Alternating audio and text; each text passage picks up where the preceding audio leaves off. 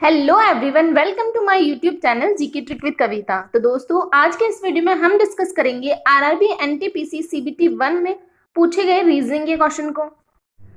तो पहला क्वेश्चन हमें बोला गया है, नीचे दिए गए कथन पर विचार करें और बताइए कि दी गई धारणाओं में कौन सी कथन में निहित है। तो कथन है, राधा ने मोगली से कहा, यदि आप इस पहेली को हल कर देंगे मैं आपको चांद खरीद कर दूंगी।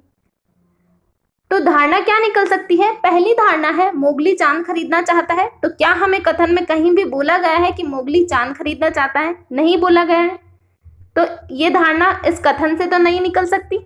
सेकंड है, मोगली पहेली को हल करने में सक्षम नहीं है।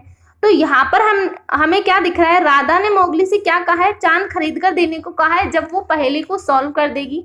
तो क्या कोई भी चांद खरीद कर दे सकता है? नहीं दे सकता है। उसने ऐसी बात क्यों कही है? क्योंकि वो सक्षम नहीं है, तभी तो उसने ऐसी बात कह दी है जो संभव नहीं है। तो ये हमारा बिल्कुल करेक्ट हो जाएगा। तो इसका क्या होगा? केवल धारणा बी निहित है कथन में, ऑप्शन नंबर 4। तो अगला क्वेश्चन है, कथन हमें दिया गया है, अगले वित्तीय वर्ष में राज्य सरकार ने 500 नगर सुरक्षा सिपाहियों की नियुक्ति करने का फैसला किया। तो कौन सा कथन में कौन सी धारणा निहित है? तो पहली धारणा है, राज्य सरकार के पास 500 नगर सुरक्षा सिपाही को देने हेतु पर्याप्त कार्य मौजूद है। तो यहाँ पर यही बोला गया है कि अगले वित्तीय वर्ष में राज्य सरकार ने 500 नगर सुरक्षा सिपाहियों की नियुक्ति करने का फैसला किया। नियुक्ति कब की जाती है? जब उनके लिए पर्याप्त कार्य मौजूद हो, तभी तो उनकी नियुक्ति की जाती है। पहले कार्य देखा जाता है, उसके बाद नियुक्तियां होती है। तो ये हमारा करेक्ट हो जाएगा। सेकंड है, राज्य सरकार नगर सुरक्षा सिपाहियों का महत्व समझती है। तो यहाँ पर सही बोला गया है। 500 नगर सुरक्षा सिपाहियों की नियुक्ति कब होगी? जब वो सिपाहियों का महत्व समझती है, तभी तो उनकी नियुक्ति हो रही है। तो हमारा ये भी बिल्कुल करेक्ट हो जाएगा। तो धारणा 1 और 2 दोनों ही निहित है उसमें कथन में। तो ऑप्शन नंबर 4 करेक्ट हो जाएगा। तो अगला क्वेश्चन है, कथन और निष्कर्ष। कथन है, कुछ छात्र लिखित परीक्षाओं में अच्छा प्रदर्शन नहीं कर पाने के बावजूद कॉलेज ए में दाखिले के लिए मेरिट लिस्ट में ऊंची रैंक पर हैं। तो इससे क्या निष्कर्ष निकल सकता है? पहला है, लिखित परीक्षा में अच्छा प्रदर्शन करने वाले अभ्यर्थी कभी भी कॉलेज ए में प्रवेश हेतु मेरिट लिस्ट में नहीं आ पाते। तो हमसे कथन में अच्छे प्रदर्शन के बारे में तो कोई बात ही नहीं की गई है। यहाँ पर यह बोला गया है, छात्र लिखित परीक्षाओं में अच्छा प्रदर्शन नहीं करने के बावजूद, जो नहीं करता है उनके लिए बात की गई है। तो अच्छे प्रदर्शन के लिए यहाँ पर ये बात नहीं की गई है। तो कथन से तो हम ये नहीं निकाल सकते कि जो अच्छा प्रदर्शन करता है वो कॉलेज ए में मेरिट लिस्ट में कभी भी नहीं आ सकता। तो ये हमारा रॉन्ग हो जाएगा। सेकंड है, कॉलेज ए में प्रवेश हेतु लिखित परीक्षाओं के अतिरिक्त अन्य मापदंडों पर विचार किया जाता है।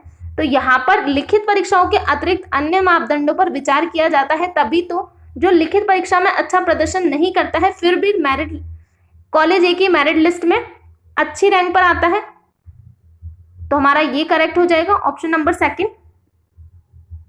तो इसका क्या होगा? केवल निष्कर्ष 2 निहित होगा। तो अगला क्वेश्चन है, दी गई जानकारी के अतिरिक्त अन्य कुछ भी विचार किए बिना दो घटनाएं ए और बी के बीच में संबंध की सही प्रकृति का चयन करें। तो हमें इन दोनों के बीच में संबंध बताना है।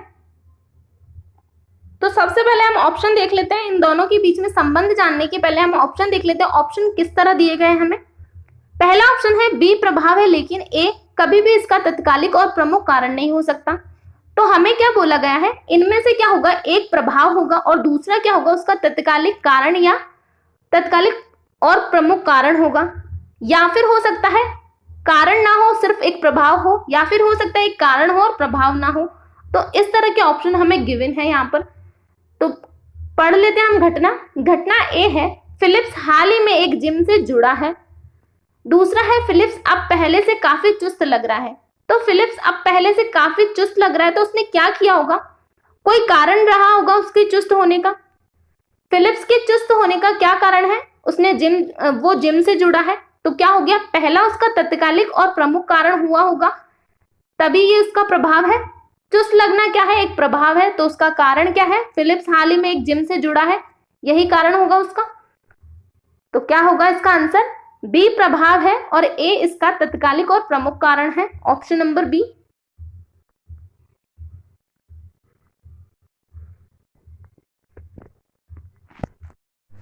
तो आज का लास्ट क्वेश्चन है, नीचे दिए गए कथन पर विचार करें और बताइए कि दी गई धारणाओं में कौन से कथन में निहित है।